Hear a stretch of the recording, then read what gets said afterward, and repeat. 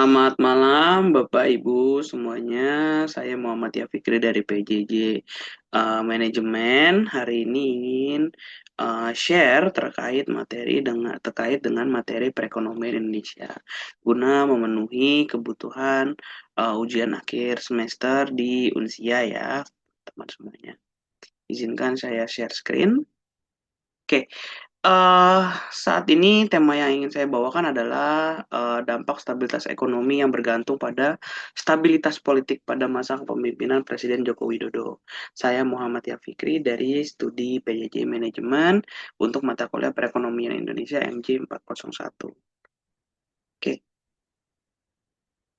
pendahuluannya yang pertama adalah politik dan ekonomi, hubungan simbiosis, stabilitas politik, kepercayaan kepada investor gitu ya.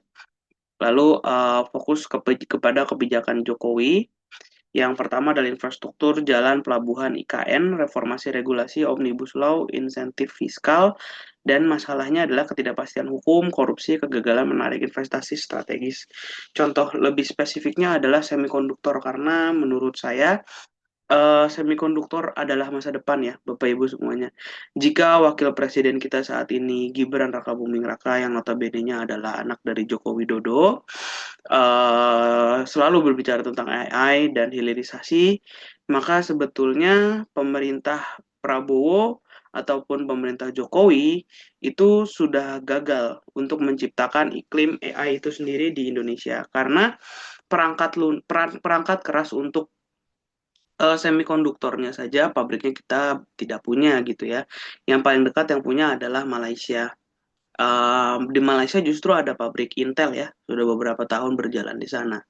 Adapun terkait dengan semikonduktor yang menjadi jembatan utama terhadap produk ini sebetulnya adalah dari Taiwan ya, Bapak Ibu sekalian. Sebetulnya memang semikonduktor ini secara geografis gitu ya, pemainnya tidak jauh dari region kita gitu ya. Namun sayangnya hilirisasi yang diterjemahkan oleh Presiden Jokowi dan Presiden Prabowo adalah hilirisasi nikel ataupun baterai mobil listrik gitu ya. Oke, selanjutnya adalah kebijakan politik dan reformasi regulasi. Yang pertama adalah kebijakan pro investasi, omnibus law, cipta kerja, simplikasi perizinan ya yang digadang-gadang oleh Presiden Jokowi sebagai the ultimate handbook gitu ya, the ultimate legal book gitu ya terhadap permasalahan permasalahan ketenaga kerjaan ataupun investasi di Indonesia agar lebih mudah gitu ya. Yang tadinya undang-undang yang overlapping disatukan di Omnibus Law gitu ya, ada berapa sektor di sana dan apa namanya cluster ya disebutnya, dan hampir semuanya dapat didebatkan sebetulnya. Dan sayang sekali pada masa itu memang demonya sangat besar, luar biasa ya tekanannya itu, yang sampai-sampai itu salah satu kenapa kemarin UU TNI harus disidangkan di Fairmont Senayan bukan di gedung DPR karena Omnibus Law ini sebetulnya. Jadi memang luar biasa gejolak politik yang terjadi ketika masa Presiden Jokowi, khususnya periode kedua ya, yang akhirnya pun quote on quote gagal gitu ya menarik investor yang diharapkan gitu. Oke, kritik dan tantangan inkonstitusional UU Cipta Kerja, korupsi. Sebetulnya sebetulnya saya sedih, eh, Bapak Ibu sekalian mohon izin terhadap kinerja Presiden Jokowi yang kedua. Memang bagi saya cukup mengecewakan, hasil-hasilnya tidak berdampak langsung kepada rakyat gitu ya. Meskipun memang tidak bisa kita pungkiri bahwa Presiden Jokowi membuat banyak sekali infrastruktur yang baik untuk kedepannya di masa depan. Namun ada pula infrastruktur seperti IKN ataupun Bandara Kertajati yang akhirnya quote on quote tidak terpakai begitu ya, ataupun perlu dimaksimalkan lagi. Memang di termnya Pak Jokowi yang kedua ini gejolak ekonomi juga dilanda terkait dengan COVID-19. Namun pertumbuhannya tidak dapat catch up gitu ya, tidak dapat catch up secepat itu gitu. Salah satunya mungkin memang karena birokrasinya juga yang tidak efisien gitu ya. Oke, studi kasus kegagalan investasi di semikonduktor kembali lagi ke eh, apa namanya topik yang saya coba highlight di sini adalah faktanya Vietnam dan India itu lebih unggul ataupun Malaysia dalam hal ini ya. Vietnam dapat suntikan dana dari Foxconn, Intel ataupun dari Nvidia juga dapat ya Vietnam tuh kalau nggak salah.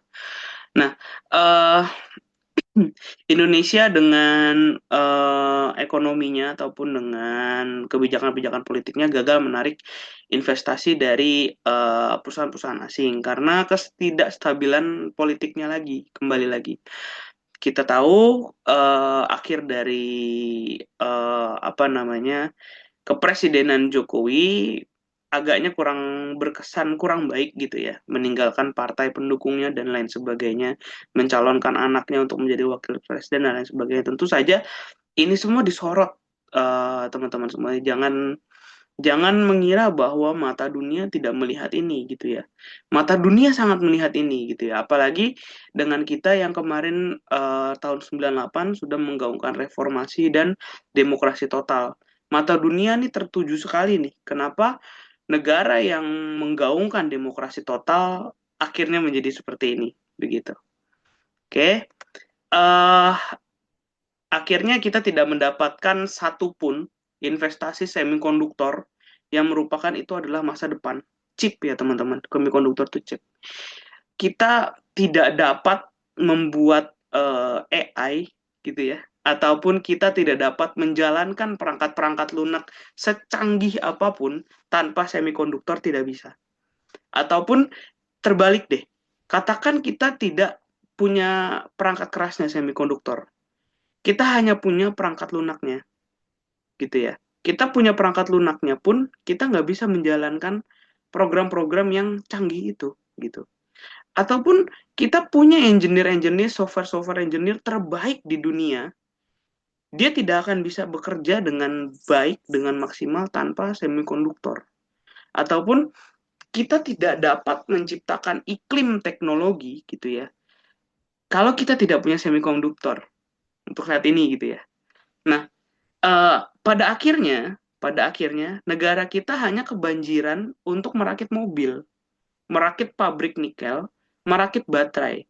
Yang pada akhirnya itu adalah sudah terjadi sebetulnya dengan pabrik-pabrik Toyota, Honda dan lain sebagainya yang sudah ramai di Indonesia dan kita menjadi seperti itu lagi kembali.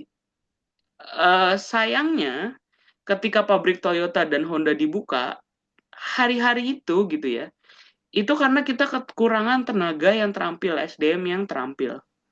Jadi makanya bisnisnya adalah padat karya.